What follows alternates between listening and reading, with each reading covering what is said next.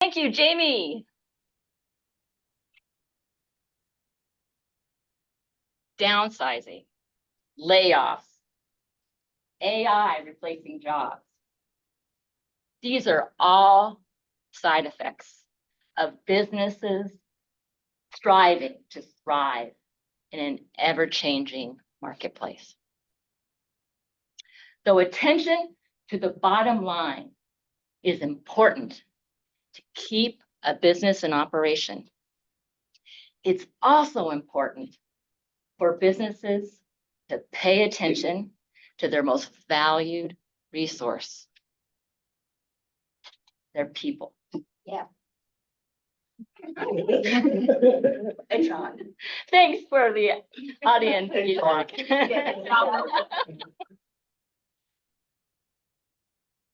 I want your interaction now.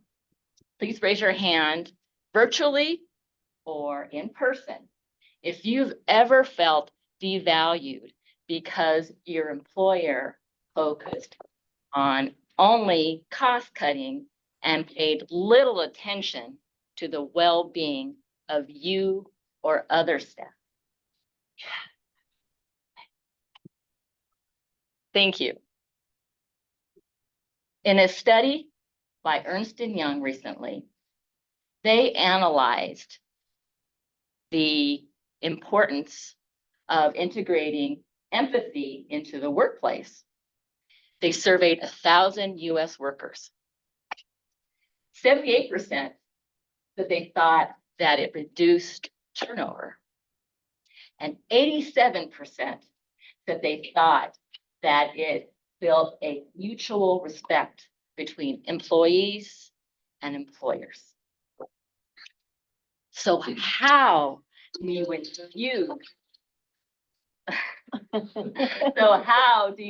infuse empathy within your workplace?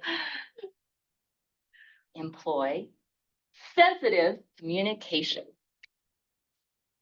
And what is the perfect model and guide of sensitive communication? The horse, of course. The horse is powerful, yet sensitive.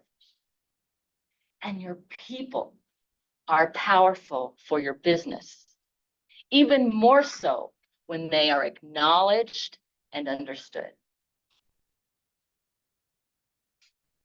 How do you apply sensitive communication?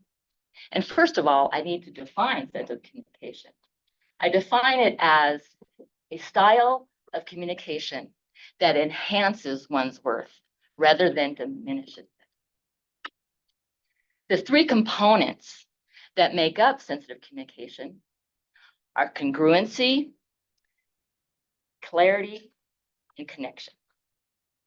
The first, congruency, meaning to be aligned in your intentions and action. When I was teaching my horse, he taught me congruency. When I attempted to teach him to go through an obstacle course for the first time. And I was anxious and uncertain.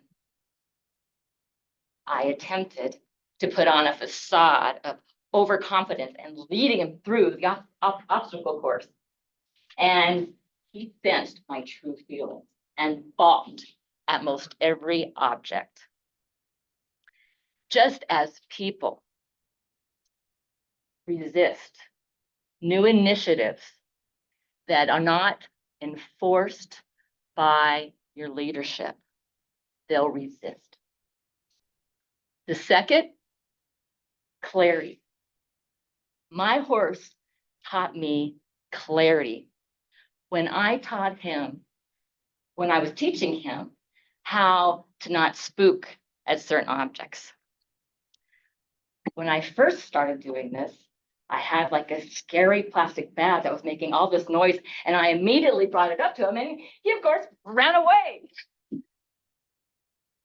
I learned to incrementally introduce him to unfamiliar objects. And then he understood and he accepted. The third component is connection. When I was teaching my horse, I learned connection by learning to pay attention to his sensitivities.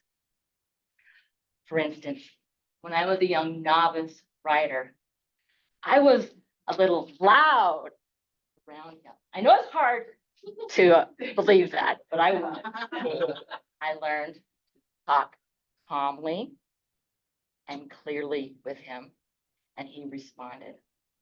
As I continued to pay attention to his sensitivities, like ensuring proper saddle fit, bridle fit, halter fit, all his tact, he learned to trust me, and we built a bond and a good working relationship.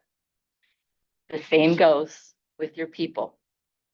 When they know that leadership is concerned with their well-being, they will learn to trust and form a bond and be willing to work with you. Empathy. It's worthwhile in your workplace if you're willing to practice.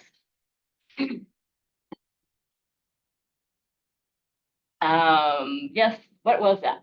Congruency. Congruency, be aligned in your intentions and your actions. Clarity, break down your process into increments to understand. And connection, build trust for good working relationships.